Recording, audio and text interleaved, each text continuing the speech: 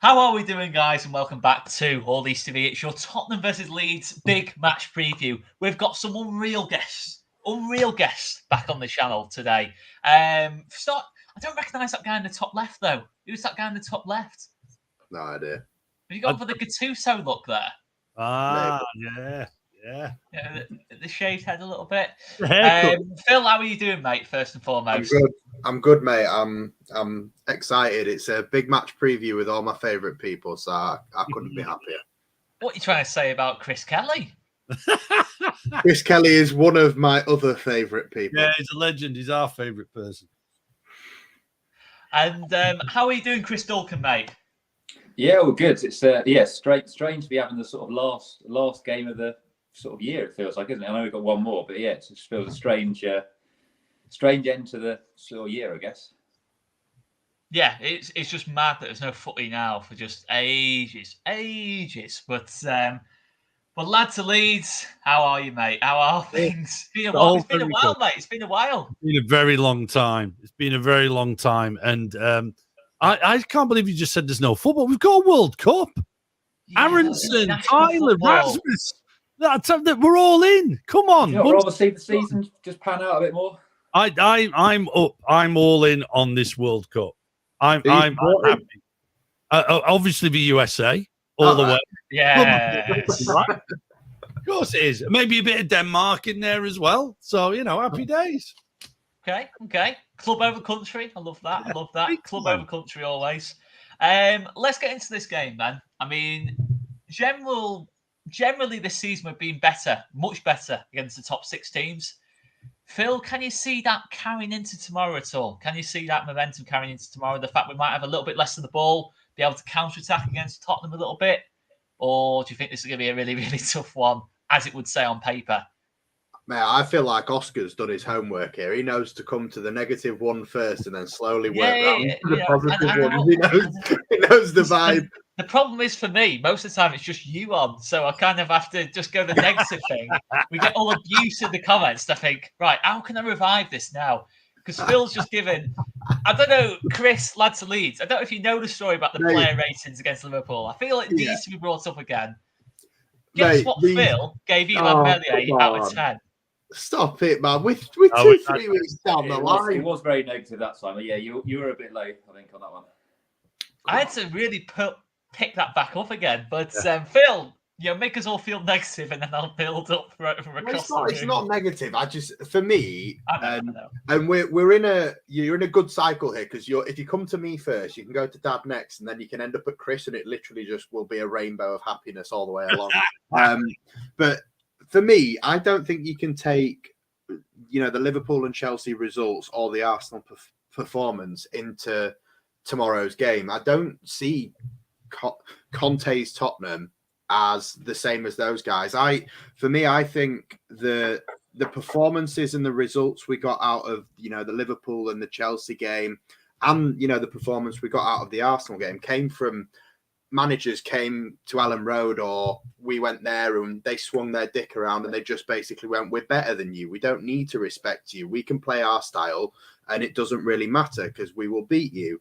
And 2 of those managers were way too cocky and we took advantage and we got 3 points.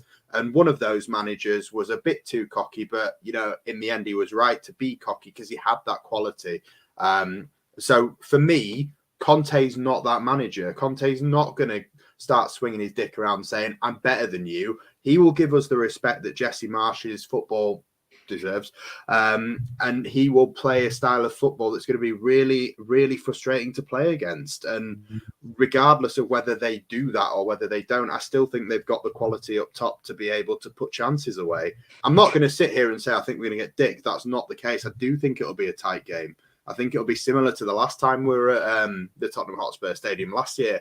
I think 1 goal will be in it, but it could be a tight game and we could take advantage. But all the hype around them that's negative, I feel it's just all kind of narrative based around Conte more than anything, and the fans not necessarily liking the style of football. But if you ask Daniel Levy now at the end of the season, if they finish 4th, is he going to sack Conte? Of course he's not. They're in the top 4. They're a good team with good players, and it's not going to be as simple as we turn up and we beat them 3-0 like we did Chelsea because they underestimate us. I think it's going to be a hard game. Yeah, it's one of them. I think the difference with Tottenham, and you kind of alluded to it there, Phil, that Tottenham are a top team. They're a top 6 team, but they don't play like a top 6 team. They're willing to counter-attack. They'll sit in against anyone. So we are going to have to break that down. We're going to have another situation where we've said it all season. We've had problems breaking down teams that sit in against us. Then you've got the problem of Kane, Kulusevski, Richarlison, whoever it is up top who could absolutely kill us on the counter. So there's still definitely ways they can hurt us in many different ways. But I'm similar to you, mate. I think it will be quite tight tomorrow. I think it'll be 1 goal either way or a draw, to be honest. I really do think it'll be that tight. Yeah, I don't think it'll be the best football match to watch tomorrow, but we'll see. We'll see. And guys, please do smash that like button if you haven't done already and hit the subscribe button as well. It does massively help us. Who are we going to go to next?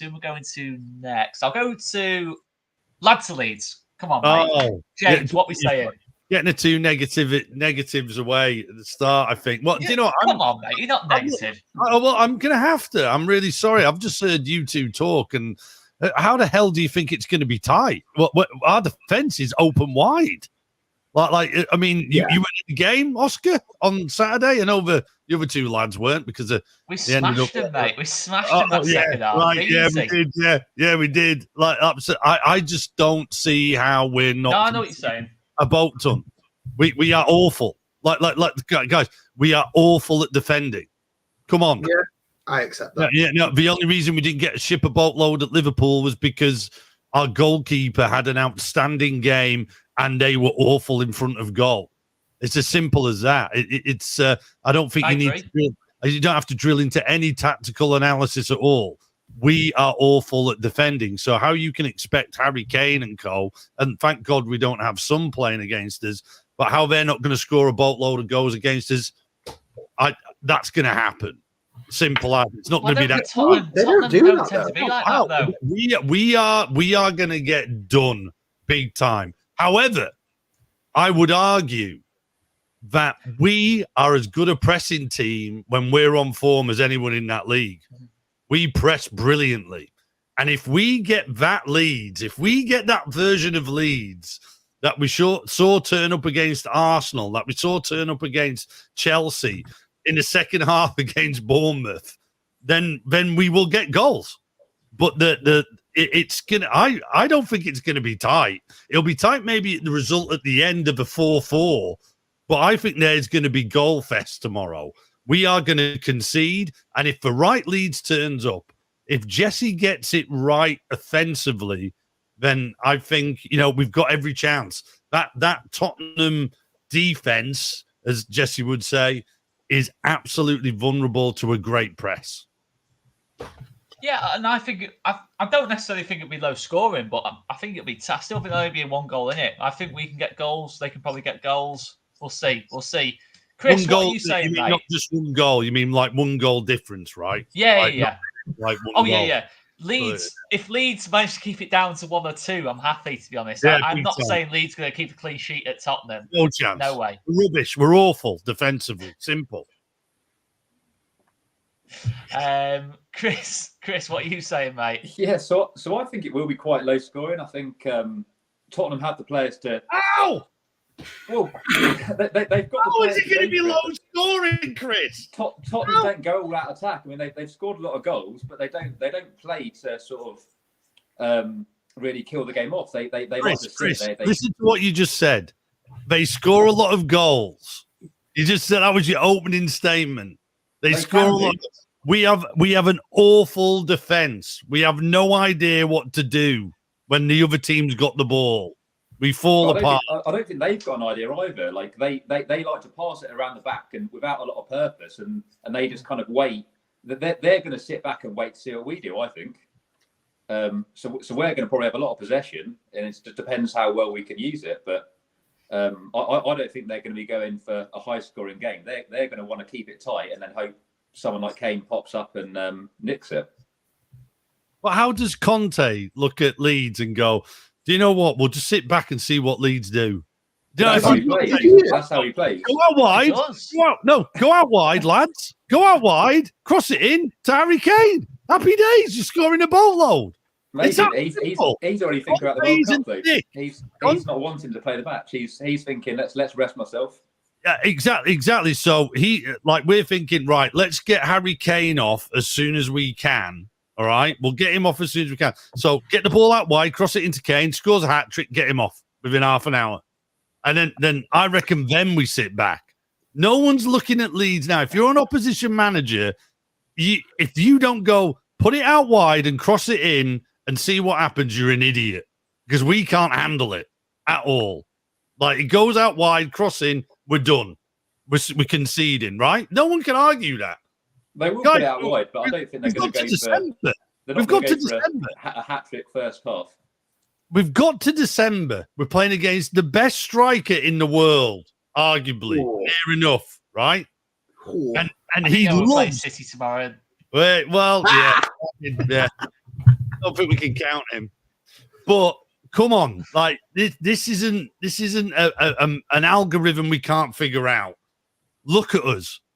We are awful. You can draw it for a 10-year-old to go, look, just put it there and cross it in, and you're scoring against Leeds. It's as simple as that. So I just don't know how we can sit here thinking Conte's going to go, do you know what? We'll just sit back and see what Leeds do. Just fucking put it out wide and cross it in and score. No, but they've got Emerson Real out wide. Fine. Let that happen. And do you know what? I already kind of said it. I'm happy for Emerson Real to try and cross. I don't know why I said that now. I know what you mean, Oscar. But at the same time, we are naive if we think Conte's going to sit there going, well, let's see what happens. I'll just sit back and see how Leeds play. We are so vulnerable. It is so obvious, and it has been all season. Unless they just haven't got a scouting system, unless they don't look at opposition, it's impossible to see not to see the Leeds weakness. That's what I'm saying. Oscar, I got this totally wrong, mate. You should have defo gone to him first. I know. I wasn't expecting this level of negativity. No. Defensively, we're going to concede. But I do think Spurs are so vulnerable themselves on a good press. And if we do a good press like we know we can do, then we'll score. But it ain't going to be low scoring. Definitely not. Clip it. No. Imagine if it's a 0-0 now. Oh. That's my gift to you for Christmas. Right. I want a vote here. Dad, you're going more than 3.5 goals, yeah? Oh God, yeah. Oscar, Chris, me, I reckon all three of us are going less than 3.5 goals, right? Oscar's I'm going less, yeah. I'm kind of between a 2-1 or a 3-2, but we should probably say I'll go less. I'll go less, you know. Yeah, I don't think it'll be more than 3 goals. I'd be surprised. I'll be wrong. Wow. But based on what? But that's just not the way they play. It's not the way Conte is. What? Look how many goals have scored, and even Chris said they scored goals. Last season, we went to White Hart Lane and just played them off the park for the first half. Oh, wow. Last season, played them off the park. God. He let us play them off the park for the first half. Yeah, but why wouldn't we do that tomorrow? Yeah. It's a completely different season. That's why, man. We're in a completely different manager. place. It's only us who's changed manager. Why would they change approach? Well, look, I honestly don't think that makes any difference. It's different tactics. It's different, penis ball is in full effect. The guy will go with penis ball. Did you see his press conference today? The guy's got no ambition to change it other than maybe Jack Harrison's going to be injured and we'll pull someone else instead of him. That's it. You heard his body language. He ain't changing out. He is going for penis ball tomorrow to start. Simple as. And do you know what? He may change it again. And do you know what? This is the thing that he's clinging on to, right? In that second half, he went 4-3-3. After he may have tried it at half time, it didn't quite get into full effect. When they scored and made it 3-1, you could see that all the lads went, right, this is 4-3-3, especially when Greenwood came on. I think that actually really kicked that formation on, and we looked great then. But I think that's against Bournemouth. That is against Bournemouth. That's what you got to remember. That 4-3 comeback was awesome. The limbs, I thought I broke my thumb in the limbs. It was an amazing experience, but I walked out there going, Jesus Christ, we're really shit still. And I don't think you can argue. Second half. Second half was great. It was amazing. It was one of the best experiences at Ellen Road. It was up there. But we were terrible. We were terrible for a good 50 minutes. Yeah. No, I'd agree with that. Against Bournemouth, lads. So that's to what it's say, been like all season, though. Absolutely. So how can we sit here thinking Tottenham, one of the best teams in the league, and not going to skip Liverpool bastards? Hey, look, again, and outplayed Arsenal for 90 minutes, and we did. We really did, and that's for one that goes under the radar because of the final result, and we were brilliant then, and that's because we went 4-3-3. He went 4-3-3 in that. That guy today, he sat there and got asked about his formation, about Ennonto, everything. He ain't changing anything for tomorrow.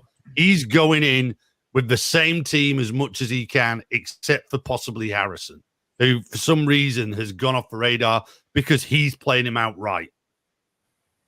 Yeah. Well, that's the point. I mean, Jack Harrison's an interesting one. As far I've not actually caught up with the press conference by my own admission. I've been very busy today, so I've not caught up with the press conference. Is Harrison out tomorrow? It sounds like it. Yeah. Possibly doubtful. Yeah, doubtful. Late check. Okay. But the guy started against Wolves in the reserve team. He's dropped. He's out. He's out the window. And that's because we're playing him on ever since we moved him to the right, he hasn't performed.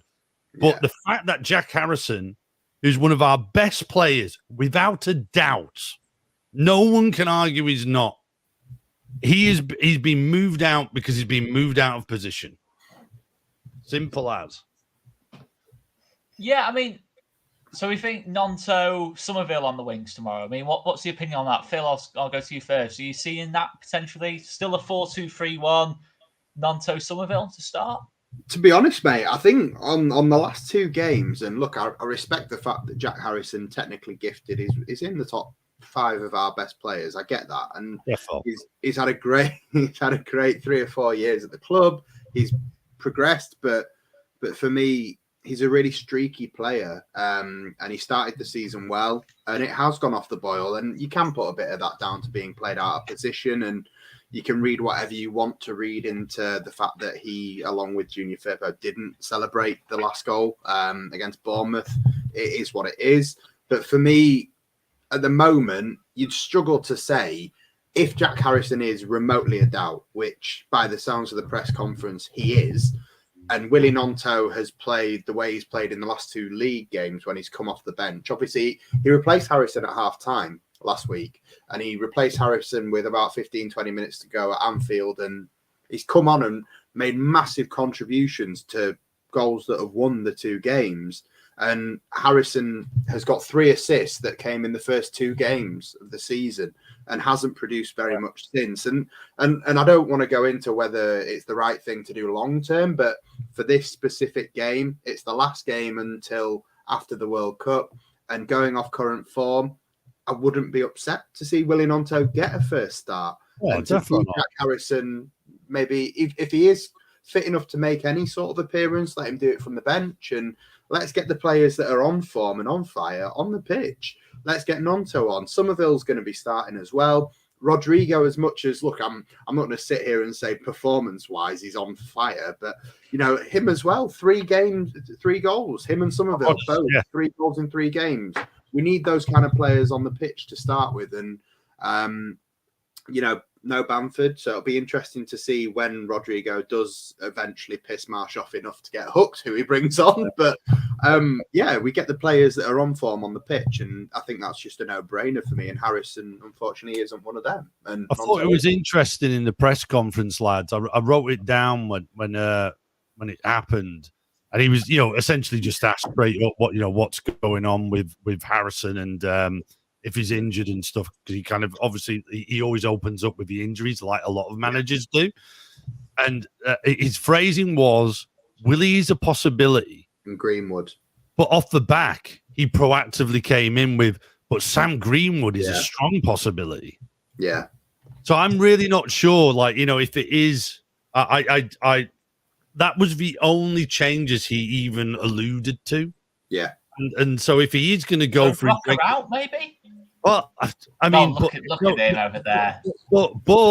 But I mean, Rocker out, but like he's on about embarrassing that from Phil Miles. The signs are though it's going to be Harrison out. Yeah, like what happened during the week, with Wolves, and so I really don't know. That confused me a bit because he seemed more proactive on Greenwood rather than Nonto. I don't know if that's some kind of a trick or what. I don't think it was, because I think he's actually one of those managers who really spills the truth, right? When he's in there, I don't think he's a mind gamer. He's just really passionate about what he believes in every time, rather than playing mind games. So I don't know. I think Greenwood. I think he played mind games before the Liverpool game. He told us pretty much everyone was injured, and they were all fine. But were they not? There was only Sinistera. I think they probably were, though, right? No, there was only Sinistera that from the list that he gave. Eventually, by the team that came out, but we were all sitting there thinking, Jesus Christ, we're crucified it. Yeah. So I think it's an interesting. Greenwood's got a feature, although, and I'll put it like you did, Oscar. I'll be honest, I didn't see the Wolves game, but I tried to catch up on feedback from every angle, and by all accounts, Greenwood responsible for the goal, gave the ball away twice, didn't have a good game. A bit like how disappointing it is when Geldhart gets his chance, he doesn't, perform. It actually felt like although there were some kids who played well and it was 1-0. The big disappointment was Greenwood didn't follow a great performance up with another one, and Geldhart got a chance and fell short. So it is. I think it will be the same team. Bar, I mean, I've got to say, Harrison just looks like it's over for me. Personally, for me, and I'm going to go to Chris here. I personally felt from the Wolves game, if you're going to bring in someone into the midfield. Yeah, it's Darko Giabi for me. Out of all the options, a powerhouse in midfield, I'd be looking at him more than. I know obviously Sam Greenwood changed the game against Bournemouth, but it's a different kind of game, this one against Tottenham. It's a different kind of match. Obviously far better opposition. But I think a Giabi, if we're going to make a change in midfield, that would be more the angle I go down. I personally still go with Adams and Rocker. I think that's the best bit of our team is Adams and Rocker. But if you're going to make a change in midfield, I'd go Giabi. I mean, what's your take on it, Chris?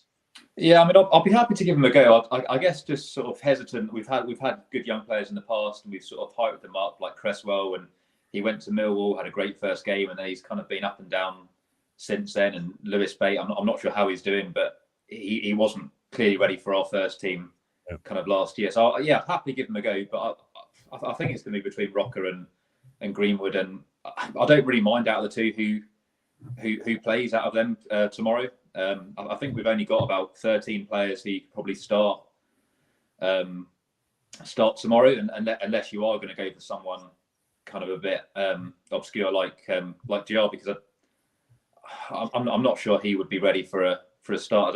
Has he come on in the Premier League? I don't know if he's played any minutes. No, not yet. No. It's just the only point I was making was I personally think Giabi is more suited to playing deeper than Greenwood. I think Greenwood's more. And the more I see Greenwood, the more I think he's a 10 than a deep line midfielder. I just don't think he's got the. I just think he's more. I think he's better in between the lines, trying to make things happen and having to have defensive responsibility. And I think it showed on this first goal the winner for Wolves. So I just think Giabi's more of that all rounder, that powerhouse who can play alongside Adams or play alongside Rocker. Yeah, I think longer term it probably is a great option. I guess just away to Tottenham is quite a game to throw someone in. So maybe Rocker is the best option because he's just got maybe the experience over Greenwood, and he's had the mistake that led to the goal against Wolves. I don't think it was that bad. He just slipped. So yeah, I don't think he should be penalised too much for that. Yeah, I didn't see it. Was it? I heard someone say he gave the ball away twice. It's not that bad. Is it not? Is it not? I didn't see it. It's not like a Rodrigo. It's not like Rodrigo. It wasn't that bad, but Greenwood is definitely better on the ball than what he is off it. And I think to play defensive midfielder for this team, I think it's more about what you do off the ball. We've got Tyler Adams next year. Were you there at Bournemouth, Oscar? Were you there? Did you see the game? Yeah, I was there, mate. And he just looked. When Greenwood came on, it was weird. It was like it was Greenwood, but he just had this presence of like an Adonis, didn't he? It was weird. I've always liked him. It was a way he was running, but it was so different to what we've seen before in the first. It was almost like he knew I'm going to come on and score, then I'm going to set up the equaliser. It was really strange. He had the body language. I mean, I jokingly turned to Lad and I went, "Yeah, oh, Greenwood, what's he going to do?" And then we both looked at him and just went, "He looks like he's up for it." He looked like he came on and went, "I'm going to change this game." He does step up in big moments, though. He does step up. I mean, really last season, you're looking at that Wolves away game when we're 2-0 down. He plays in the 10 role in that game. He gets an assist.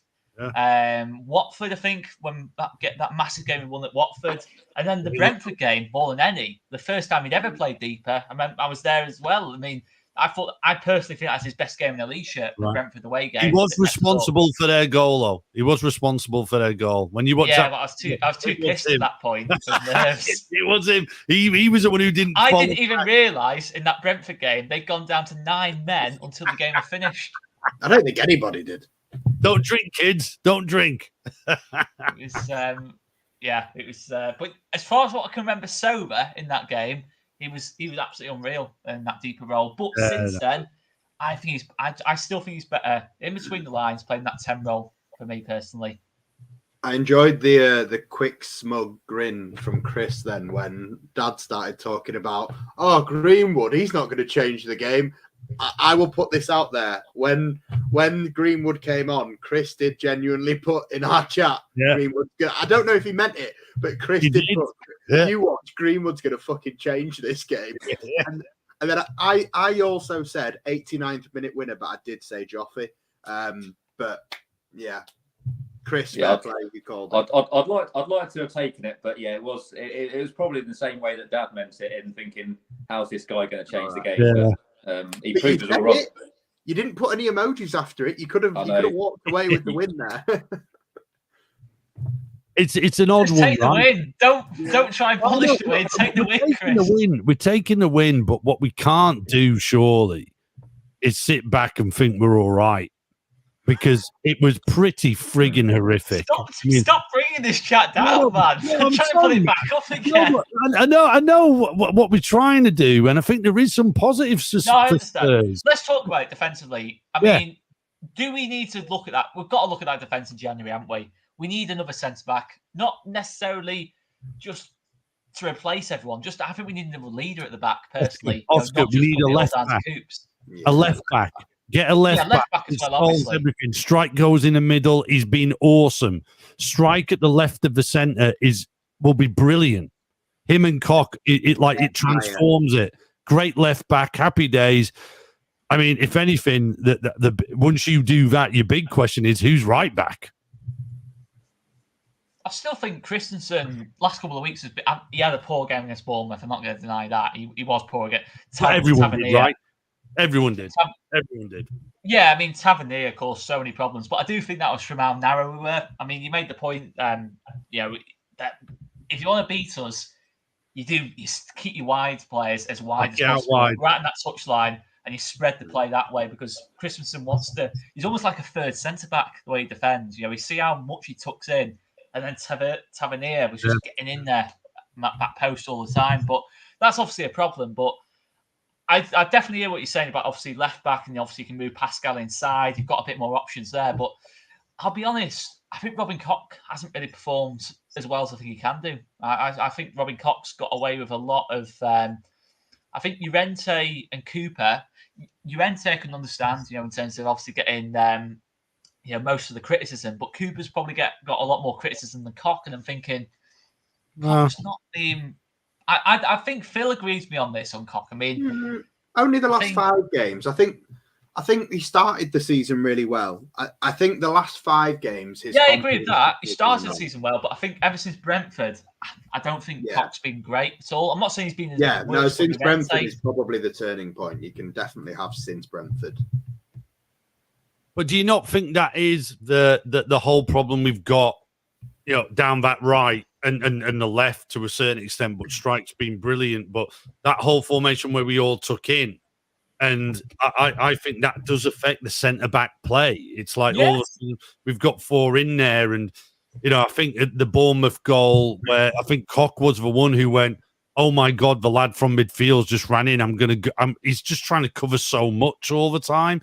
If you remember, Koch was the one who went, "Sack it, I'll go out and run at him and see what happens." I agree with you, to be honest, James. I mean, I've said all season, we defend on the edge. I've said it since the Wolves game. We defend on the edge. If someone's trying to play a slide rule pass against our back line, it either gets through the team's in on goal or we cut it out. It's either a 50-50. Everything we do is 50-50. And unfortunately, I do think that's the thing we have to improve. I think going forward, we're fine. Could be, maybe a little bit more clinical, but I don't think you can pull that on Marsh too much. But that's more down to individuals maybe being a bit more clinical.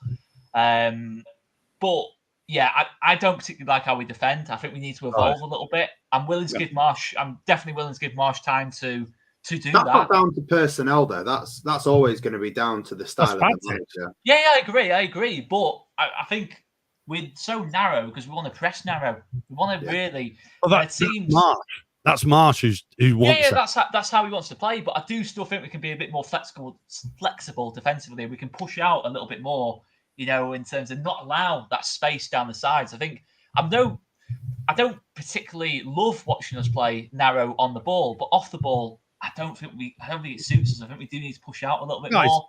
Can I just throw something at you here, because we're skirting on the verge of a bigger question. If we all of a sudden got bought by the richest being in the universe, and we could afford any player in any position, and we wouldn't even have to worry about fair play rules or anything, would you have Jesse Marsh in charge of that team? Well, I don't get you say that's about any manager. No. So he would just go play get Pep Guardiola. Jesse Marsh would absolutely play penis ball every day. So you go to Pep Guardiola because you go, we won't play penis ball. That guy in that press conference today sat there going, I'm not changing a thing, guys. He basically said that. But you've got to remember, just to say, just one quick thing. I mean, it's all about what was the expectation at the start of the season. I know it's very tight. I know it's really tight in that table, but look where we are. We're 12th. The points below us. Let me finish. Right, we're 12th in the table. We finished 17th last season. Stayed up by the skin of our teeth. We lost our two best players. I actually think in terms of position, we're doing okay. Performance-wise, it's a bit inconsistent, and it is inconsistent. Really, in the games, it's inconsistent. Yeah, I kind of take it at this moment in time where we are.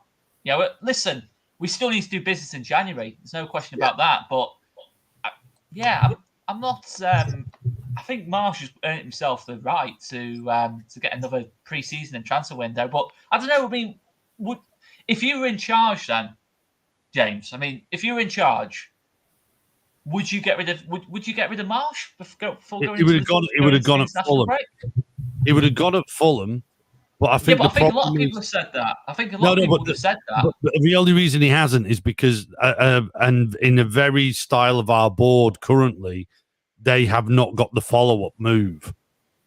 I think you've got to be, when you're about because we won 2 games on the bounce. We're beating Liverpool away and beating Bournemouth. He should have gone after Fulham. But we should have had his replacement ready, but we didn't. Yeah, but you say he should have gone. We've won 2 games since that. Well, by the skin of our teeth at Liverpool, and Jesus Christ, if that was the skin of our teeth, what the hell Bournemouth was the skin of the hair on my head, and you can see I haven't got much of it. Come on, guys. Right. I can hear what you're saying. I can definitely hear what you're saying. Great. What's Phil doing? Seriously? I don't know. Has he got? I'm not plugged in. My battery's dying. I'm really sorry. You're right. It's easy to go. We've got those 6 points, which no one enjoyed more than me. Lads, I was there. But then you've got to come back down to earth and look at it and go, Jesus, is that going to carry on all season? Are we going to pull that off every game? It isn't. No, listen, I understand that, but I'm saying that we can't then say Marsh then needs to go after we've just won 2 games on the bounce. I don't personally think. But look at since he joined, and look at how we've played, and look how it's gone. Stayed up by the skin of our teeth. We win games by the skin. Like literally the only 2 games since he joined that you could go, wow, were Chelsea and Arsenal. And we only got 3 points from that. So I think he's quite lucky to still be in the job. I don't want him out. I'm quite okay with what he's doing. It's not fantastic, but we could have quite easily lost both of those games. Like we didn't. Like Liverpool had chances to put the game away. I know we missed chances as well, but they could have on another day scored a few more goals than Bournemouth. They could have scored a lot more goals in the first half as well.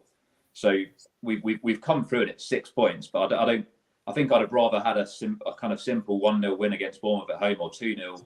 We were never comfortable. It went right to the end, and it was just like an individual moment. And I suppose that happened in both games. It was our young players just sort of getting us out of trouble, really.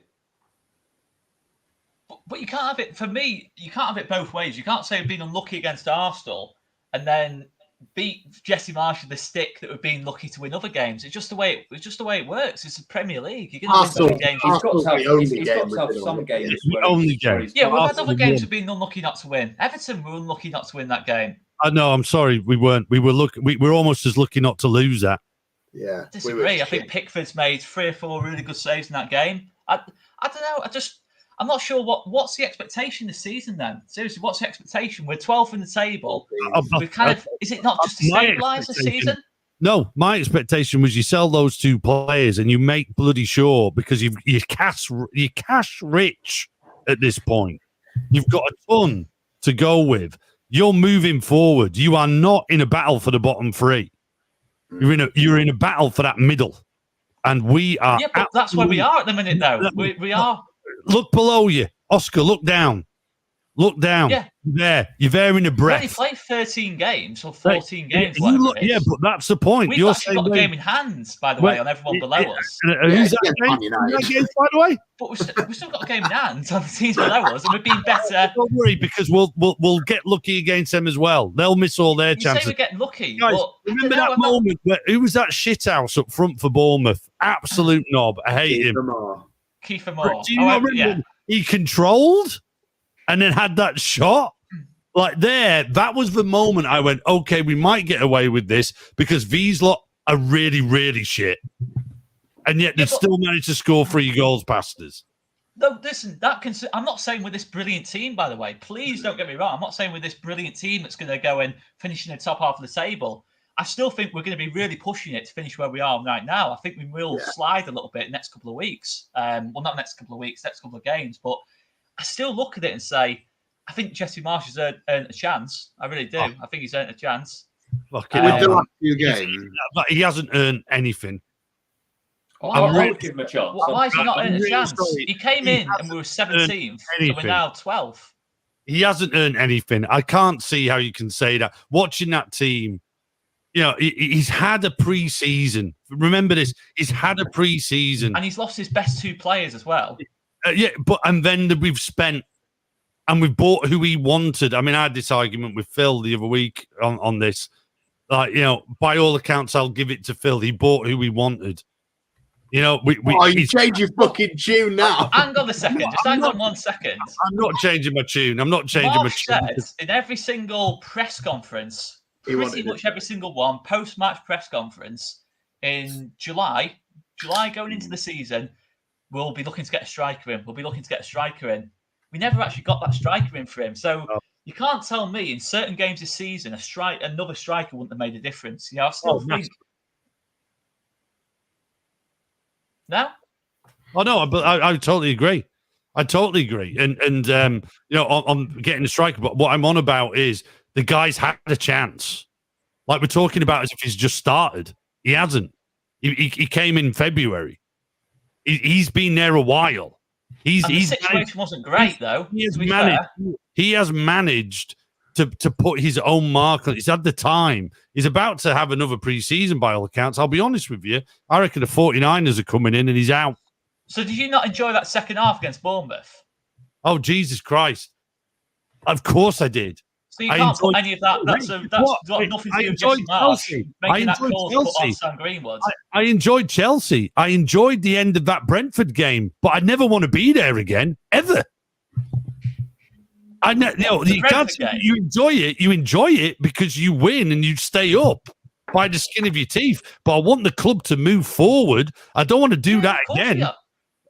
And you think we've moved forward? So you don't think we're better than where we were last season? Absolutely not.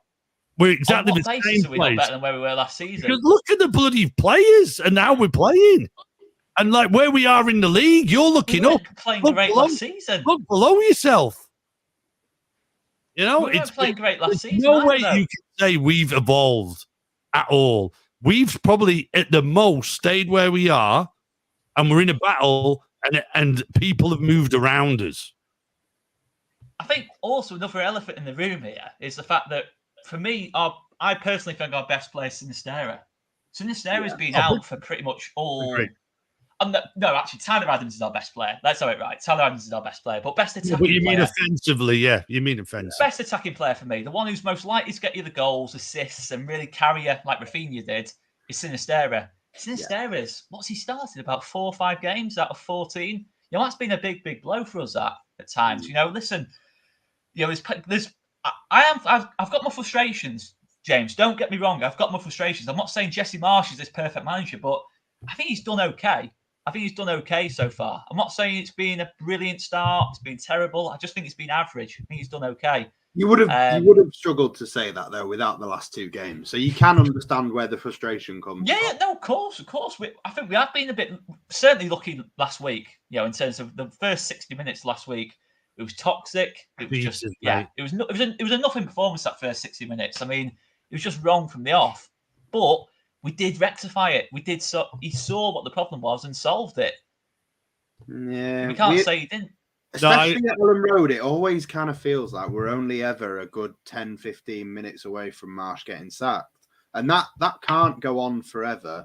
And I get the sentiment from the club that obviously the last 2 Premier League results will save him. And I think anyone expecting him to get the boot while the World Cup is on is wrong. I think he'll be here come the City game, and I think he'll be here come January, and he'll get a transfer window again. But but Phil, that was exactly what I was saying 10 minutes ago, and you were in the background laughing your head off. Right? I'm laughing at you two going head to head, like, mate. I don't think he'll go. I like a debate, but I don't think he's earned a chance. I do agree with Dad. I do feel like after the Fulham game, I was surprised that the call didn't come. I think a lot of people wanted it to come, but when it didn't come after Fulham, he had to go and beat Liverpool, and he had to then follow up Liverpool with a win at Bournemouth. And then for me, after the Bournemouth game, we should have gone through on Wednesday night. And, you can make of it what it is. It's one of them where it's kind of a throwaway competition. No one seems to give a shit about it anymore, but take that out of it. For me, tomorrow, we have to follow it up with a point or 3. We have to go into... If you lose or don't win in 8 games, the last 2 managers we had before Marsch were sacked after 6 games without a win. So why did Marsch get 8? Marsch got 8 games without a win. And for me, he's kind of lucky to have the job that he's still got. We've got 2 good results, but you'd struggle to say they're not lucky results. They are lucky results. Not the greatest performance in either. The Liverpool one, I give him. Anfield. Yeah, I give Marsch more credit for the performance at Anfield than I gave the players, which is why you ridiculed me for the player ratings that I gave. But I gave Marsch a much higher rating. I thought he managed that game really well. And generally speaking, the games against the top 6 sides we played so far this season, he has managed well. But those games against teams in and around us, and you'd struggle to say to any Leeds fan that at 3-1 down didn't want Marsch out, because we can't be in that position against teams like that.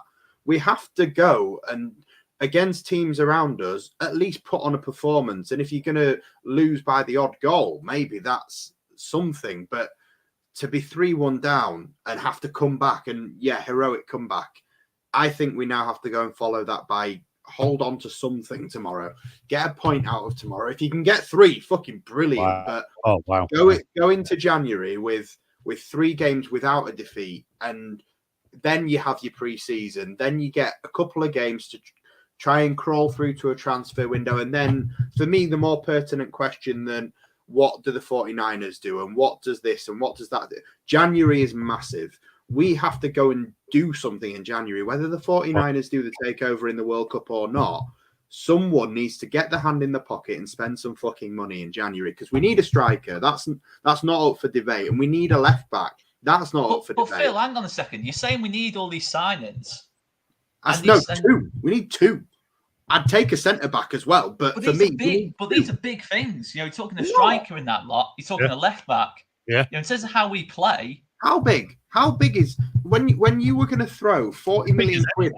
If you were going to throw 40 million quid at Charles de Ketelara or Kogi Gakpo, if you've got 40 million quid for them, why don't you have 25 million quid to go get Jose Luis Gaya out of Valencia? But why is this a March problem, though? No, but March isn't in charge of recruitment. I'm not saying he is, but I'm saying if you've got 40 million quid to go and get those types of players that weren't the thing that we needed, you can go and get a Che Adams for 10 million quid as a striker. People might not say that's the one they want, but it's a striker. You go get Gaia for 25 million quid and you save 5 million on what you would have spent on Gakpo. You're merging two problems. You're merging two problems in, you know, you're right. Absolutely, Oscar. It is not Jesse's fault. It's quite open. Even today in his press conference, there was a chat about transfers. And it's quite obvious, like that guy just goes, okay, then Orta. That isn't the problem. That you look at how we play on the pitch with what he's got. And is it that good a squad, though? Is it that good? Do you know what? I've been on here and... Is it better than what Bielsa had? Yes. Rafinha, Phillips. Have we got players like that in this squad right now? As a squad, it's a better squad. I don't know because like Bielsa played Bielsa ball. So that's what you got to remember. And I think Calvin Phillips, let's focus on him. I couldn't see Calvin being as brilliant as he was for Bielsa for Jesse. No. So it's a really hard one now. Is it a better squad or not? It's, you know. Listen, I never thought Bielsa should have got sacked, by the way. I'll keep adding. I never thought Bielsa should have got sacked. We've said it now. We've said his name. Fuck. Let's bring him back. Just bring Bielsa back. It's a separate issue, though. It's a totally separate issue, that, in terms of whether you thought Bielsa should have got sacked and how you judge March. Totally. Bielsa's a one-off. You're never, ever going to get another... No team is ever going to get another manager like Bielsa. That's what was so special about him. So comparing anyone to Bielsa, you're never going to be happy.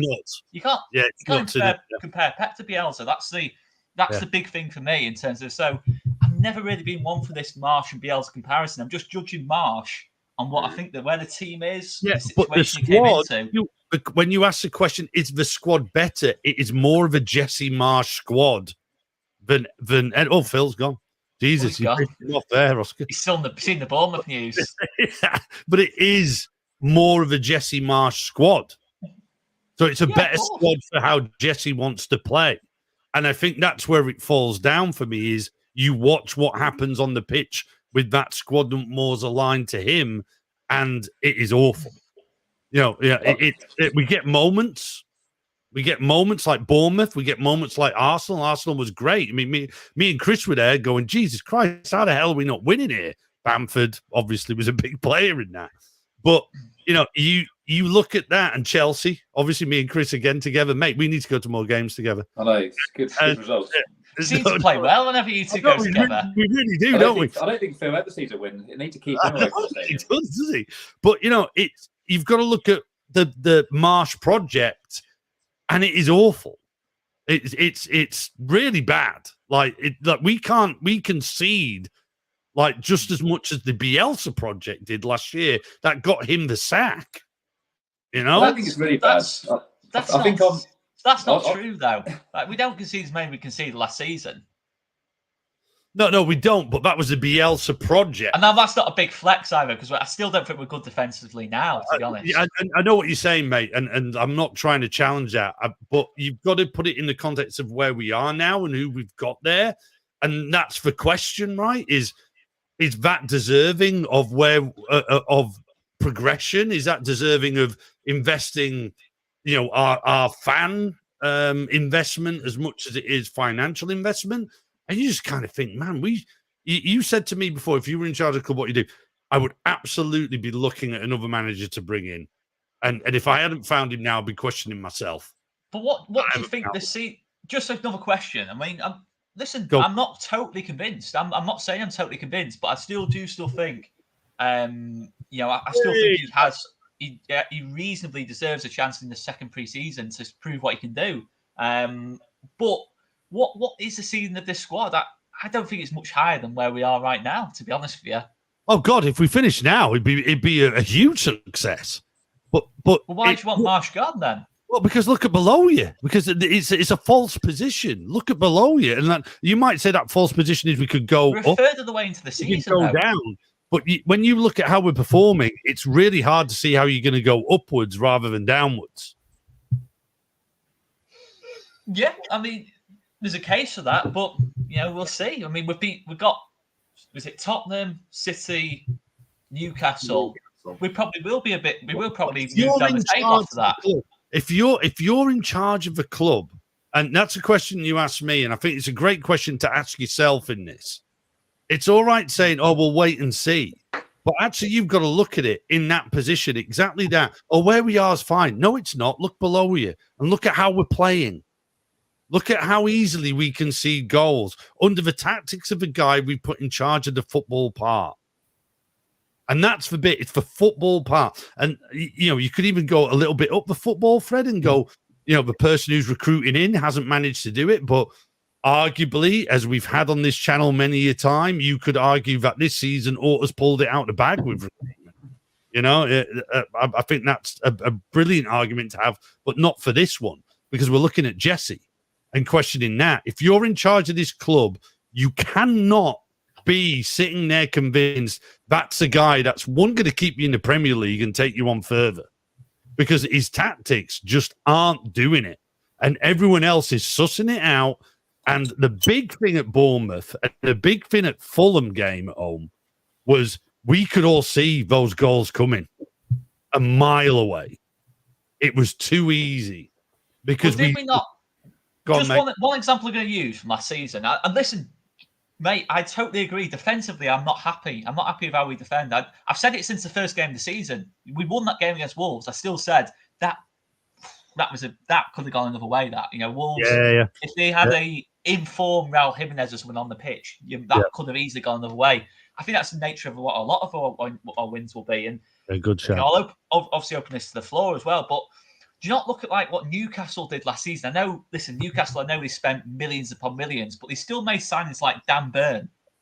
Dan Burn at the back, he made such a difference to that whole back line. One signing made a massive difference to that whole back line. A bit of a leader at the back. Dan Burn's not a great footballer. Technically, he doesn't stand out in the Premier League as a great footballer, but he's a leader. And I just think to myself, you look at that back line right now, does it need a new voice? Does it need a new presence in there?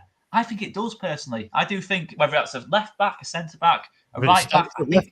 Starts at left back, and then you go. If you bring in that left back, you can put Pascal inside. I think it makes a massive difference to that back line. And all of a sudden, tactically, it looks better because the defenders you've got in there can defend in this system. They can defend narrow. I think right now, what the defenders have been asked to do, I don't think suits them at all. I don't think Rasmus Christensen is at all good tucking in. I think he's much better pushed out wide, one-on-one against the winger. If he needs to put one on the winger, he'll put one on the winger. Old school fullback for me, Rasmus Christensen. But that's the point I'm making. I just think one or two really smart signings, I think all of a sudden this Jesse Marsh system could look a lot better and a lot more convincing than what it does now. I'm going to hold you there. You're right. One or two more signs and it gets better. But that doesn't make the Jesse Marsh system better at all. I know. If you've got players who can then defend in his system. Well, really doesn't. No, that's for one bit that falls down. Penis ball does not work. It doesn't work. It's as simple as that. We're proof of that. And he's got to change it. He's changed it himself. He went to 4-3-3 against Bournemouth. The comeback came from 4-3-3. It's Arsenal. Great performance came from 4-3-3, not penis ball, and yet we always go back to penis ball. I definitely agree on the formation. I've said a few times. I think the 4-3-3 against Arsenal was the best I've seen us play. I don't want to see penis ball. 4-4-2-2-2. I don't want to see it. 4-2-3-1. I don't mind as a variation when it works, but when it doesn't, it still looks shit. 4-3-3. I'd be happy with. the comparison to Newcastle, as much as I get it, you've got to remember last January they didn't go out and spend stupid money, but they still bought in Chris Wood. They bought in a striker. They still bought in Bruno from Lyon, who has changed them. He didn't massively. start a game until March, though. Bruno. They're already safe by the time he started the game, Guimaraes. But, mate, they still bought in Trippier. Trippier is exactly what you're asking for, an experienced head as a fullback that can bring in some leadership, which is why I'm saying Geyer as a left back. He hardly cost anything. When you actually look at the actual fee they paid for Trippier, they got an unbelievable bargain there. His wage is not. It's the same as we paid for Firpo. It's similar prices as some. That's the point of making. You know, if you get the signing right. But they also went out and got Matt Targett on loan. They got Dan Burn. They got Kieran Trippier. That's 3 people in defence, one of which is a clear leader and an international that has scored in a World Cup semi-final for England. We're also not as bad as what Newcastle were rock bottom. I disagree. When they made these signings. I disagree. I don't think you can say that we aren't as bad as Newcastle. I know the table. Newcastle under Steve Bruce. Mate, we're not great. I'm not quite as down on it as Dad is, but we aren't great. Defensively, we are a shambles, and at times we can look beaten. We're only a couple of minutes away at Ellen Road from the crowd going as toxic as Newcastle fans did against Steve Bruce. We aren't that far from that. And all it takes is, and I'm not saying it's going to be simple, but go out there in January and spend some money. Spend some money and put us in a position where we are in the table now is a realistic place of finishing. Because I think the difference between yourself and Dad is that I think some people in the Leeds United fan base would look at where we are now and think that's a realistic place for us to be and to finish, and that the season hasn't been that bad. But they'd be able to say that it's just been inconsistent. We started well, 3 games, 8 games bad, 2 games good. But on the whole, we have got enough to stay up and we should be safe. The other side of the coin is that you look at it and we go, we are massively under strength. 2 results against bigger teams have papered over the cracks, Chelsea and Liverpool, and a bit of luck in there. You can say the bad luck has gone against us against Arsenal, but we should be losing to teams like Arsenal. We should be beating teams like Bournemouth without having to come back from 2 goals down. We're as much as we're one side of really lucky to be where we are in 12th, we're really unlucky to maybe not be higher, but we should be. My base prediction at the start of the season was 14th, and I thought that was me being erring on the side of caution.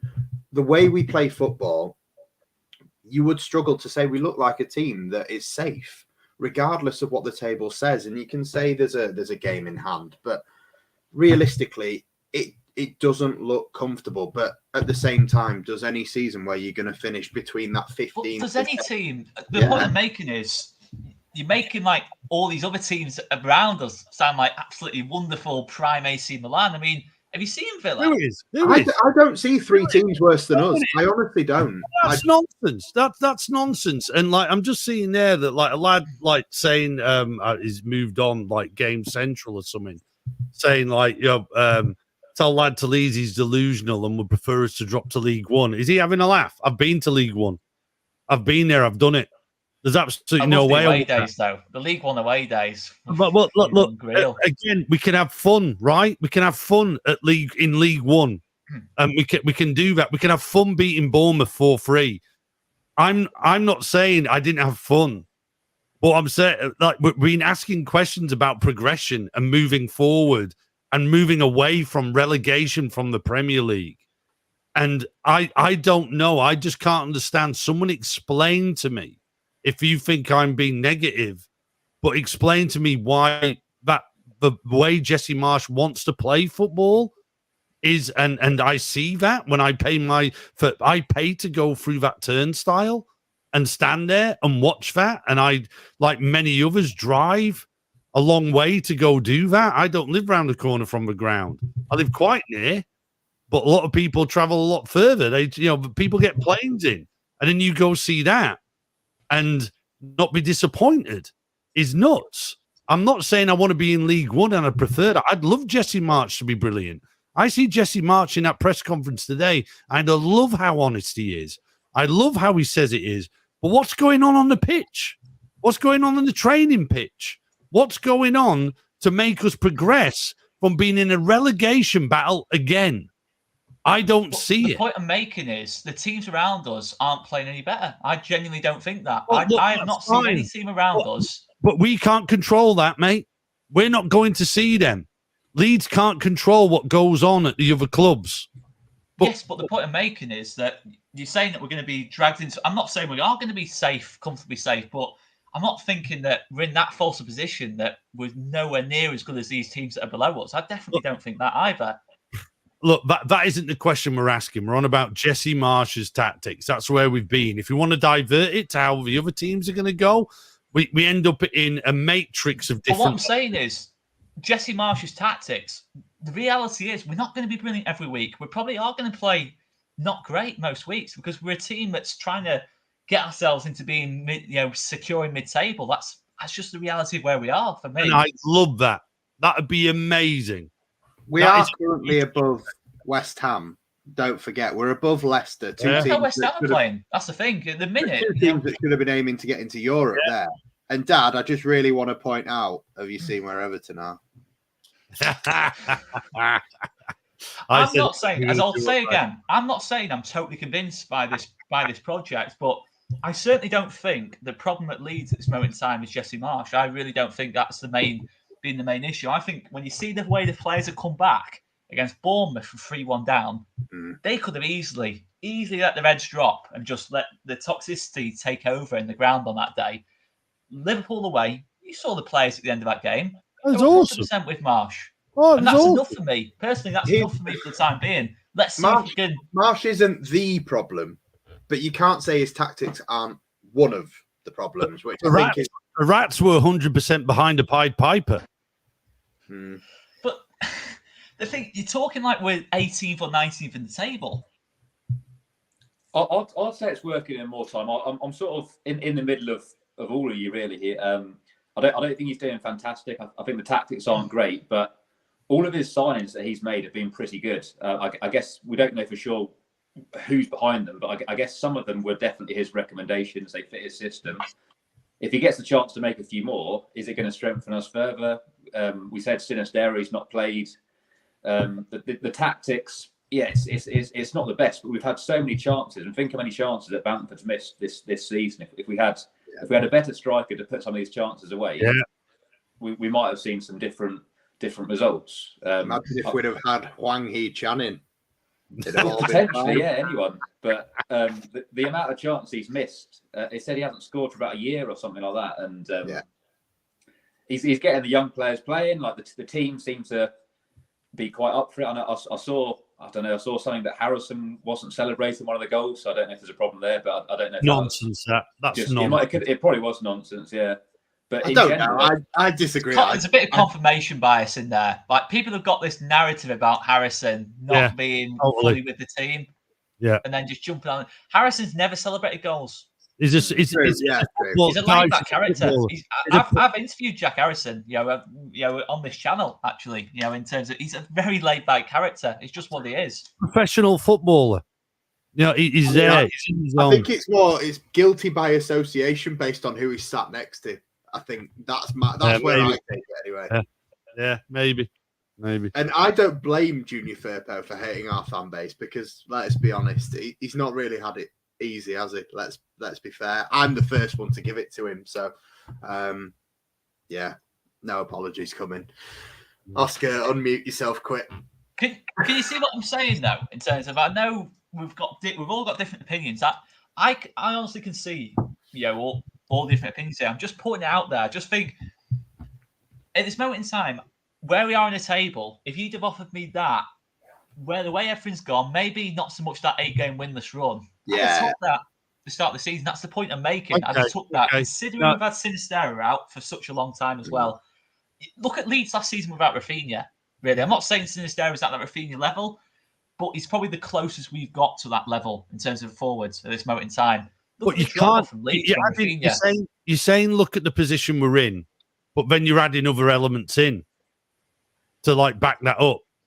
You're right. If we just look at it and said at the start of the season, by the World Cup, we'll be in the league position we're in now, you go fuck yeah, I'm in. But if you'd seen how we'd played and seen how we didn't have a left back, and seeing we don't have a striker, I'm not blaming Jesse Marsh for that, by the way, Oscar, before you jump down the throw. Yeah. If you see everything around it, if you look at the environment around just being in 12, right? That's where you go, man, there needs to be more involvement here. And when you are asked the question, is it Jesse March a guy to evolve that? I just can't argue it. I look at that at Bournemouth, and yes, he made some great substitutions. He made some great decisions to go 4-3-3 in a 30-minute period. It worked against Bournemouth, the team that's just come up from the Championship, and this is now our 3rd year in the Premier League. I do think some of it is a little bit like again, I'm with Chris. I'm sort of in the middle of both of you. A little bit of it is narrative driven in terms of like you look at the results: 4 wins, 3 draws, 6 defeats. If you spread those wins out rather than having 8 games without a win, maybe we're not sat here being so negative. But it is hard to be positive after a run like that, and obviously the last 2 results can help, but I think the love has never settled in for Jesse Marsh for a lot of Leeds fans, and a lot of Leeds fans might never learn to love him. So it's a poison chalice, the job that he took, but it's how you play, Phil. It's how I think most people like him as a person. Yeah, great. It's brilliant. But take away the person, the tactics are something that you either love it or you hate it, and I think more people hate it than love it. And it comes down to a point where you just sort of go to a game and you support the team for the sake of it. But I'll be honest, the last game I was at was with you guys at Fulham, and it was beyond depressing to the point of laughable. And it just, when it gets to that point, I can see, that's why I can see both sides. I was with Oscar very much when, after that Fulham game, where I said I don't really want Marsh side, simply because I don't want to turn into Watford. But at the same time, I also don't want to play football like Burnley or we lose. Like that. It's painful. We're in a painful. Come on, we don't play like Burnley. No, but we play shit football. You can't say we don't. It's awful. That's opinion. That's all based on opinion. I personally really liked how we went to Anfield. I don't think we have the players. Absolutely took the game to Liverpool at Anfield. Listen, what I'll say is, you can't just say it's shit football. It's shit in certain games, is what I'll say. I don't think we have the players. And that has to change. That has to change. You can't say it's been shit in every single game. You can't even say that. Arsenal, Chelsea, Liverpool. I don't think the system that he plays is great, and also I'll shout that we probably don't have the players for his system, but I don't think the system is great. And Oscar, I think you're right. When we score goals, that goal. Look at Bournemouth, that half hour, it was brilliant. Offensively, it was brilliant. We look so dangerous. We do look really exciting at times. But, again, the Liverpool game, absolutely wonderful, but it's a gift. That was a gift. Look at the touch of Bamford to set up Somerville. It wasn't meant to be. It wasn't skill. None of it was. And Nonto's crossing. Bamford had a sitter just before that. And Nonto's, and look what happened. So, it's kind of... Well, that's not on Marsh. No, but the system offensively can work. It can work offensively, but defensively, it is awful. It is terrible. I agree with that, but I'm still... No, but that's the problem, Oscar. But the point is... That's on Jesse. That's on Jesse. Yeah, I agree, but I think it's I would much rather go into... If you've got one of 2 problems, I would much rather have a problem of not being great defensively, being being decent going forward, than being decent at the back and not being able to score goals. So keep Bielsa. Don't bring in Jesse if that's what you want. But it's a lot easier to solve. It's a lot easier to solve a problem defensively than it is going forward. If you're not scoring goals, not creating chances, that's a much more difficult problem to solve. You want to keep Jesse. Listen to what you've just said, and you're going to follow it up with keep Jesse Marsh. Yeah, because I think give him another transfer window, see if you can get that left back in, that centre back in. And then we're solved eventually. Yeah, but that's give him another transfer window where Venus Ball will work because he brings in a left back. Do you think we've got defenders that can defend in the high line right now? I tell you what, I think we've got players who can play better out of a penis ball formation. and defend those wings a lot better, and not tuck in your fullbacks into centre backs. So basically, if I'm your opposition, I just go, tell you what, lads, bomb down the right, bomb down the left on the opposite wing, just absolutely fill everyone in and wait for it because it'll come to you. And that's what happened. Yeah, I agree. Listen, I've said throughout, I agree with that. I do not like the way we defend at this moment in time. That's on Jesse. It's not the players. That's on Jesse to say that is happening all the time. So we can't play like that. The Premier League absolutely twats you if you play penis ball. It's well, then you said our pressing's brilliant, and our pressing's brilliant because we're so narrow that we can just get on teams and press them. Pressing is great, but you don't have to be narrow to press. Look at Liverpool. Look at them all. Incredibly narrow in the press. Well, they are now. Salah's basically a striker on the wing. That is very true. That is very true. That's the point I'm making. That you can't, it has to all work in one way. If you want to be a pressing team, the whole team has to be able to press. That's the point I'm making. I don't think the whole team is built to play the way Jesse Marsch wants to play, and I do think it's a case of getting, another defender in, just that leadership in the team. All right. Okay. So hearing you're saying give him another transfer window and then it's solved. Do you remember, right? The problem of penis ball solved. You all remember when Gary Monk was manager at Leeds? Yeah, Do you remember when Gary Monk was manager? Do you remember the first 7 or 8 games under Gary Monk before Pontus Janssen arrived? We looked like we were going down. Yeah, the difference, one player made that whole back line. All of a sudden, Cal Bartley looks 10 times the player alongside Pontus Janssen. Luke Ayling looked a far better player then. That's the point I'm making. I think one player, a leader, a proper type of player who's going to really fit the system, can then all of a sudden make everyone else more comfortable. That's the only point I'm making. And I think all of a sudden then we can defend a bit more narrow because then you've got a centre back in there who can then lead the whole team and just talk a bit. You know what I mean? It just feels like that's something we're lacking a bit. But that's the only point I'm making. I'm not saying that absolutely guarantee because I don't know. I don't know if what we're doing right now is the answer. I don't know. I really have that big opinion either way. But I certainly don't think that we can say Marsch doesn't deserve another window, considering, as Chris said, his signings have been pretty good. All his signings have been pretty good. Or also signings have been pretty good. They've fitted into Brendan Aronson, Tyler Adams look like they played here for 3 or 4 seasons. Unreal. On transfers, it was brought up in the press conference today, right?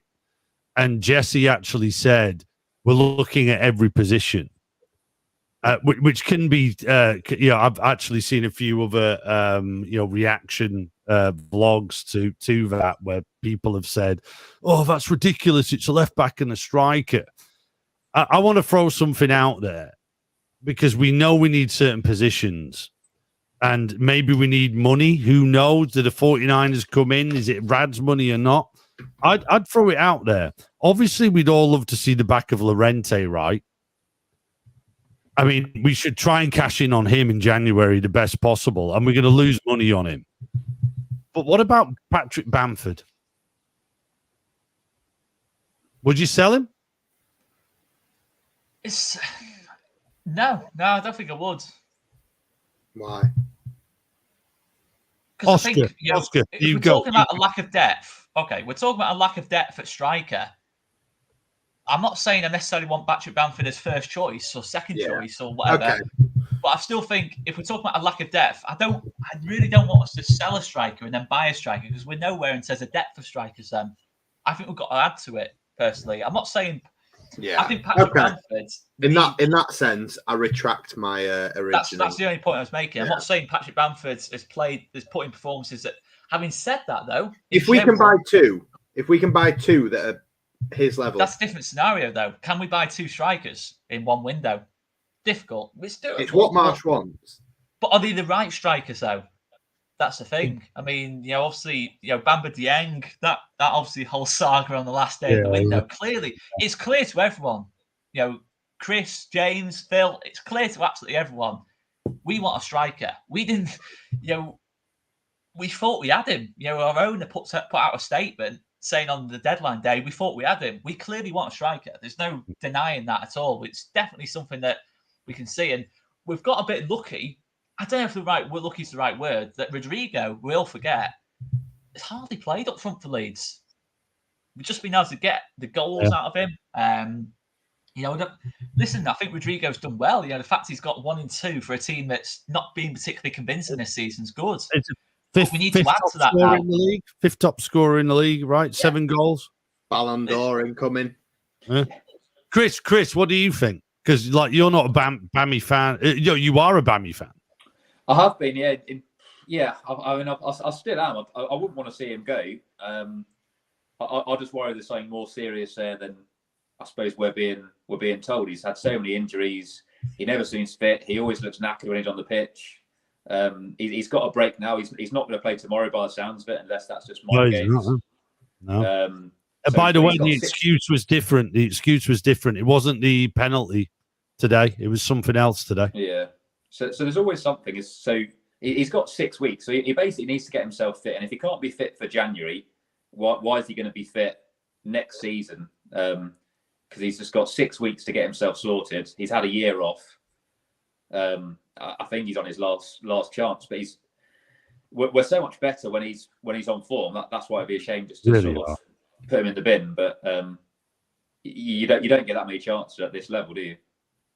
No. He is the new Forshaw.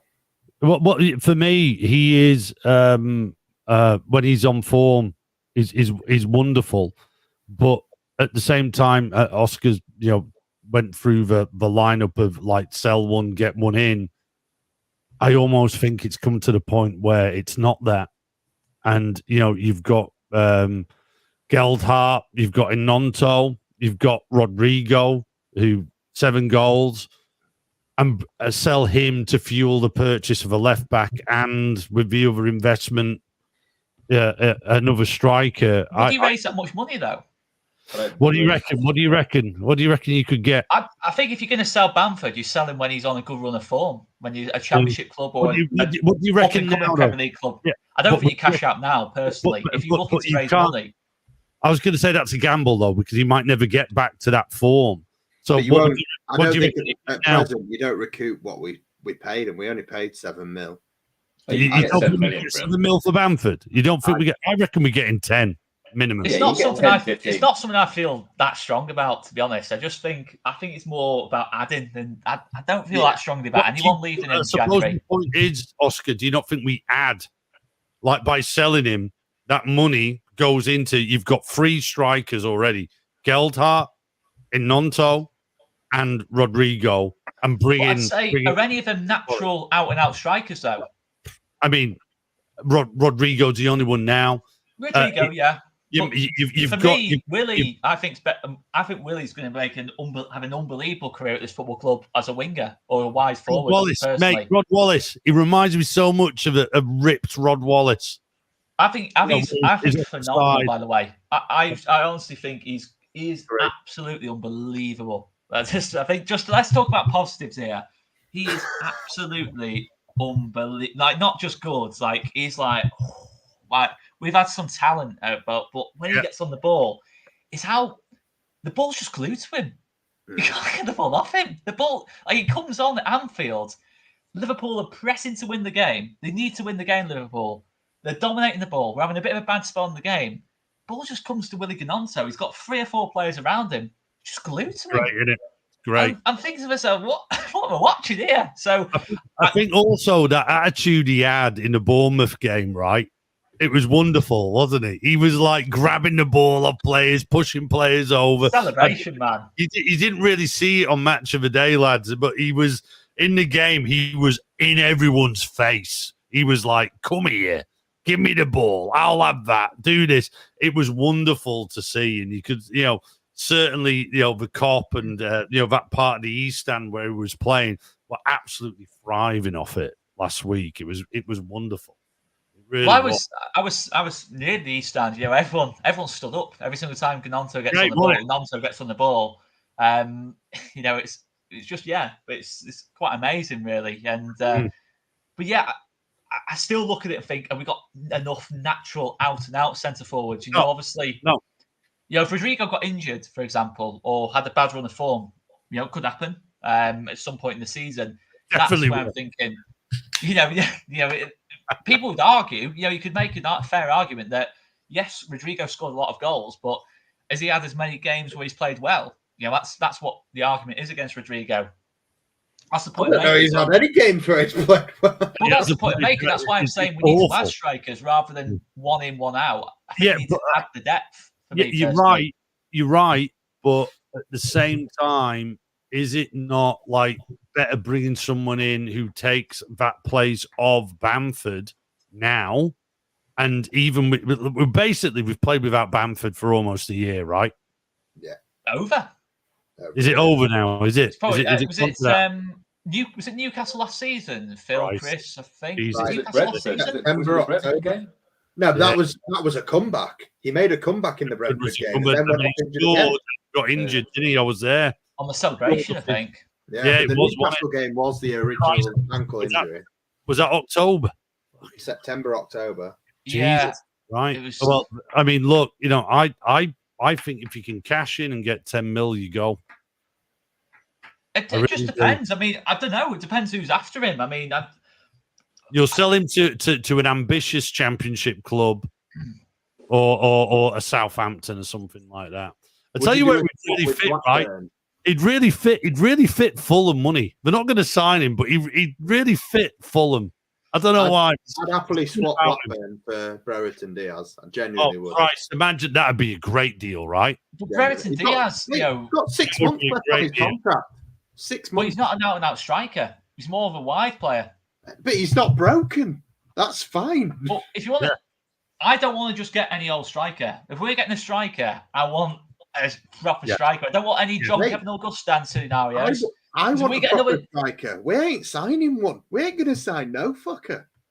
What I'm saying is, I don't want a John Kevin Augustin situation, because if we get another situation like that, one more of them, we could go down. If we get it that badly wrong. He's more of a striker than Rodrigo is, though. He's more of a natural striker than Rodrigo. Why don't we sign a striker for him? Why don't we just sign an actual striker rather than more of a natural striker? We're not striker? going to sign either. We won't even sign a left back. Yeah, no, but why don't we sign? No, but why don't we sign a striker? Why are you saying we don't sign a striker? Because I don't expect us to sign anyone. No, but why? But why? Because we won't spend the money. I think for me at the moment, nobody is taking charge of who owns this club. But therefore, no one wants to put the money in. Can I just jump? Let me just jump in 1 second in terms of spending the money. We had Bamba Dieng done. He decided to go and fail his medical at Nice or wherever it was. We had that done. I don't know what the fee was. I'm not saying we were going to pay 40 million or anything like that. But was it 15 or something, the fee? 10 mil. I don't know. Whatever it was, he was basically ours. And then he just decides to do whatever he does fails as medical. Ha ha ha ha ha ha ha ha. And then, I would be amazed if we don't get another striker in. I'd be amazed. I think it'd be such a massive monument. As Lyda said, it is such a monumental mistake if we don't get a striker in. And left back. I'm with you on that. I'm totally with you, Oscar. What, you think we sign both? We've got to. You've got to. If you're going to stay up, we have to do this. If we want to progress and stay where we are on the table, I hope you're right. We have to do that. I hope you're right. I don't expect it. I mean, Chris, do you think we can finish where we are now without doing that in January? Potentially. I think tomorrow we've got a really small squad by the sounds of it. But if we get all our fit players back, we've got a reasonable squad with the young players behind them. We're still a bit light. I don't want to see Strauch out on the left for all season. I want to see him move to the centre. I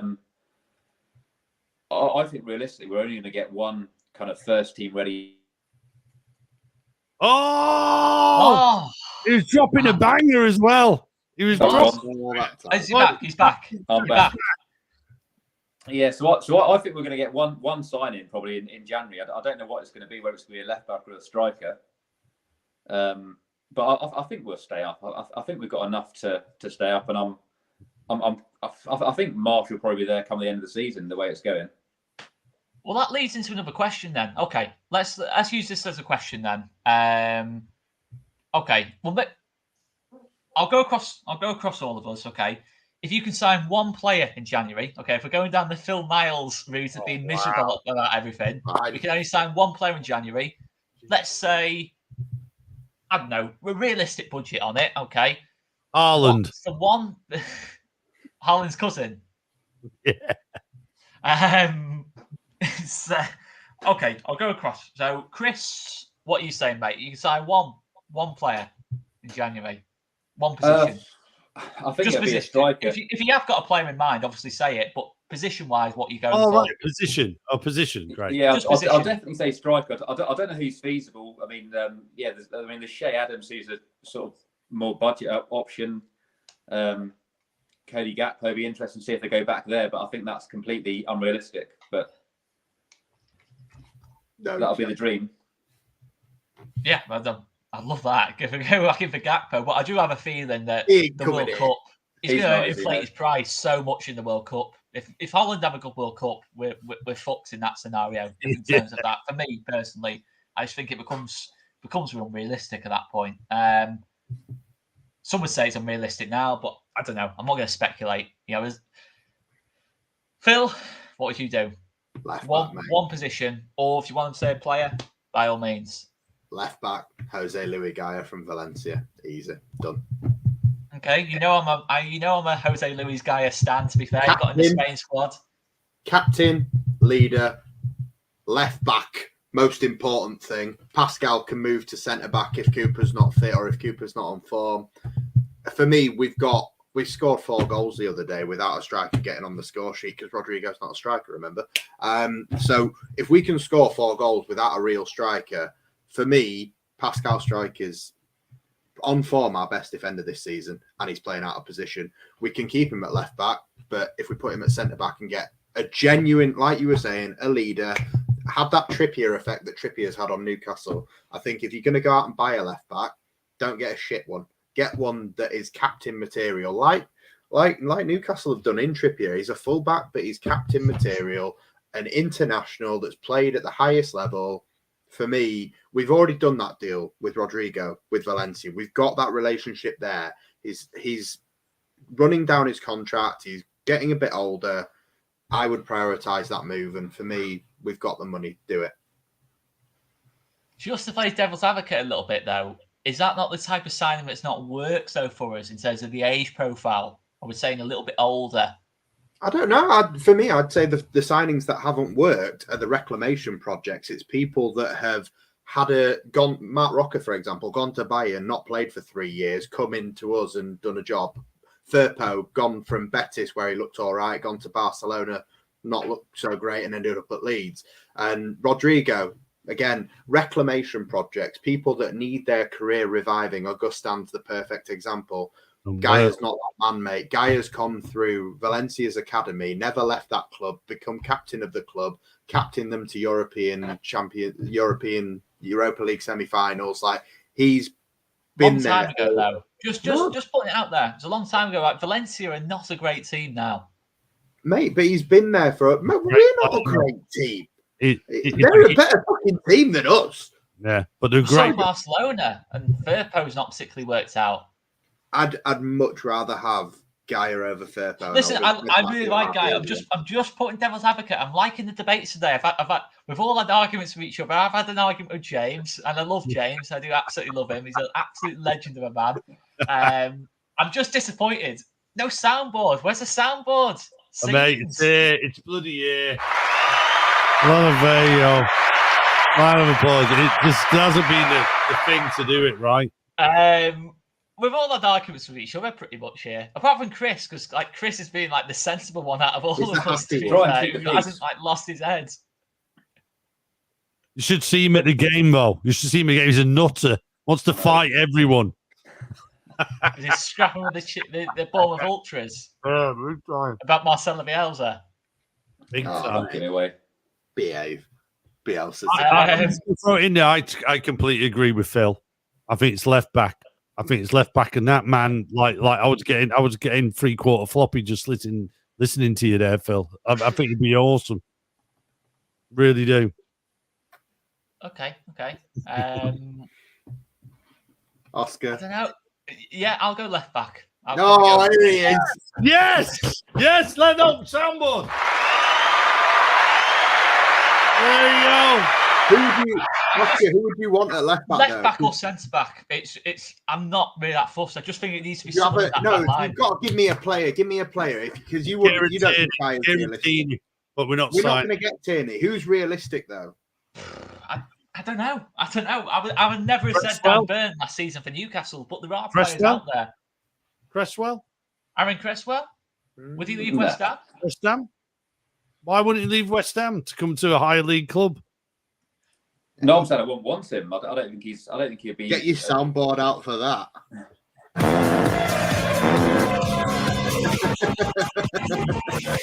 Hey!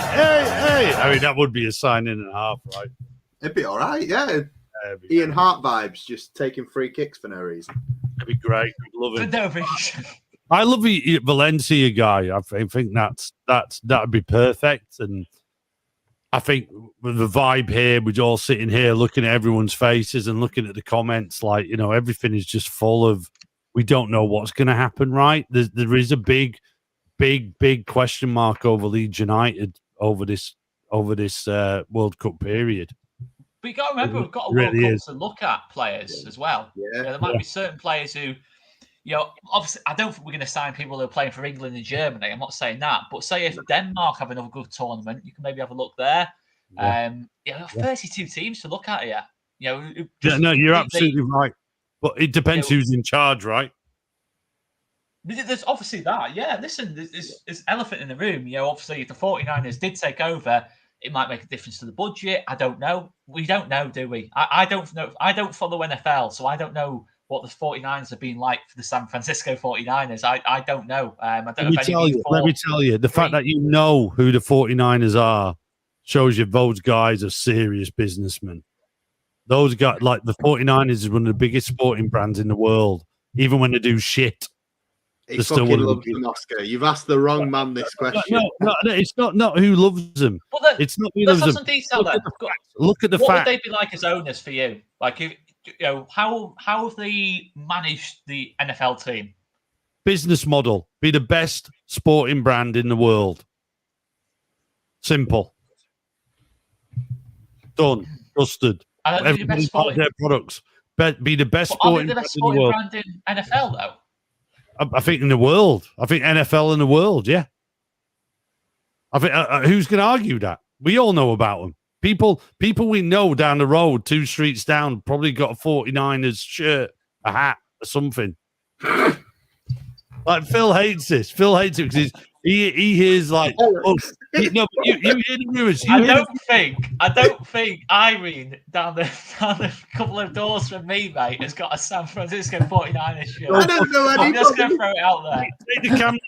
Take the camera now. Go to see Irene. Mate, I don't know anybody other than you that thinks this. No one. Not one person. I think you've gone way. Google the 49ers. They are Genuine question. Are the 49ers bigger than the Patriots, the Green Bay Packers? 100%. Are they genuinely bigger than they're not bigger than the Patriots? Not successful, a bigger brand and make more money. So who's Man United and who's Man City, basically? No. I think it's who's Man United and who's Liverpool. Listen, to be fair to James here, there's a lot of support in the comments here for these comments, and this has me very excited. The 49ers aren't buying Leeds United to be dicking around in the championship or relegation. Don't say dicking around. Simple James, as. Can we just go back to you 1 second? So we've had one comment here saying not afraid to spend money. And then we've had a comment, 49ers don't spend. So, I mean, which would it be for you? Like, are they the big spenders in the NFL? No, they're not. 100%. They're not. Because people bankrupt themselves in the NFL. So it's impossible. But they remotely synonymous with Leeds United, bankrupting yourself, spending money you don't have. Lads, they don't do it. They keep a business. They keep it running, and they're one of the biggest in the world. So they don't spend the stupid money. The Bradys, they let the dickheads who run Man United sign him. And look where they are now. Buccaneers aren't winning anything. I don't know. I don't know if that's true or Right, not. sorry, I do realise that. He could say anything here, couldn't he? No, apologies. So that's like... You can tell me Peter Griffin plays quarterback for the 49ers. I would believe you. So the example would be it's Man United signing Ronaldo again. They'll do that. The Buccaneers, the 49ers just won't look at Ronaldo. They'll go, fuck that. We want a great team that people will follow. Has he sexually assaulted anybody? I'm not gonna allegedly, right? Let's just go straight into that. Allegedly, right? I don't think you can hit Phil with anyone there because he wasn't referring to anyone. He was referring to me. He was referring to me, and I can tell you, Phil, no, I didn't. It so was that's a thingy question. Okay, it was a thingy question. Well, basically, what I'm saying is right. the comparison is the 49ers won't go out and sign Ronaldo or Messi at this age. They won't do that. They will go make sure their team will challenge, but they're not going to go all out and bankrupt the company.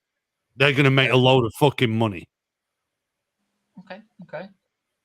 We'll see. Anyway, I mean, we've gone way off this game. We've been talking an hour and a half. How much time? We've not even spoken about the game. I don't know. Me and James started off saying we're going to get absolutely battered. Is how you started it. I'm going to correct you, Oscar. I said we're going to concede goals, but I think we've got the opportunity if Jesse gets it right to do them. Okay. Fucking hell, you changed your tune. No, I haven't changed my tune. I've been consistent. I think when you guys are going, it was going to be tight. It's going to be 1-0. It's going to be this. It's going to be that. Bollocks. We're going to concede a load of goals, but we could score against them. My prediction is 2-2. Oh, so there's only one more. Play the soundboards. 2-2. Soundboard. You want the soundboard? 2-2. Maybe not that one. That is unbeaten in the last month, innit? Does that work out? Yeah, that works out, right? I think so. I mean, unless you count Wolves. Right. We're not counting Wolves now. Absolutely. Wolves didn't happen. Wolves definitely didn't happen. The competition, what's it even sponsored by now? Carabao, yeah. It's an awful drink, so who cares? Have you ever even had a Carabao? Yes, it's not great. I've never even seen one, mate. Never. It's not great. I don't know. It's yeah. Anyway, we're talking about Carabao drinks now, right? Let's just stop the stream. We've got long enough. Phil's made like predictions. Okay, I've gone 3-3. I've gone 3-3. Definitely not 3-3. Yes, Phil, go on then. The head says a 2-1 win for Tottenham, but the heart says a 1-1 draw. I'll go similar. I'll go the exact same, actually. I think 2-1 Tottenham. After all this, James has been the positive one on the prediction. After all this, Chris, come on. Chris, what are you saying, mate? It's going to be. We're going to win 4-0. It's there's going to be a couple of goals. Got goal each. It's going to be 1-1 tomorrow, I think. Fucking hell, Dad! What planet are you on? What do you mean? I've been the consistent one here. You miserable bastards. You've been up and down like a bastard yo-yo. I haven't been up and down at all. I said we were going to concede. You've basically you've been the Norwich City of this, whole video. I'm on for press. We are winning. Oh, it's that 2-1. We've got a 2-1. We've got a 1-0 win. James, you've basically been the Norwich City of this video. You've been up and down that much. Get lost. And then my pal there who's slagging me off Game Central 2-1 Leeds. I've been more positive than him. So get a grip. There we go. Come on. I'll flash some of them up for you just so you get your moment. Flash them up. I'm just saying we're winning. If we get it right, and I will always have that, we'll always go. There'll be a moment for Leeds. There you go. 2-1. Fucking hell. 3-1 Spurs. Jesus, Allison. Oh, we're beating Spurs 3-1. What's that? Allison thinks we're losing. Isn't that how you started? You said we were going to lose like 4-0 at the start. Who did? You did. I thought you did. Concerned. No, it's lads. I said we were going to concede. That's all I said. That's all. I didn't even say 4. That's why his camera's cut. Look, he knows he's lying. His camera's cut out. Right. I mean, let's just leave this there. Let's leave this there. We're on to an hour and a half. Like the game's tomorrow. By the time people have stopped watching this, the game will have kicked off. Keep going. Let's keep going until the end of the game. Come on. No one go to the toilet. Come on. Let's keep going. I already had to leave halfway through. That's why Chris's camera went off. Right, guys, we'll leave it there. Please smash that like button. Lots of fun debate, lots of arguments, but it's all good fun. We're all friends here. We're all friends. Maybe next time we might actually talk about the game that we're about to watch as well. But it is what it is. We will leave it there, guys. Please smash that like button if you haven't done already, and hit that subscribe button as well. We are pushing prizes, mate. We are pushing for 27,000. We are pushing for 27,000. We will leave it there anyway, guys. Big thanks for watching, and we will leave it there. We will leave it there.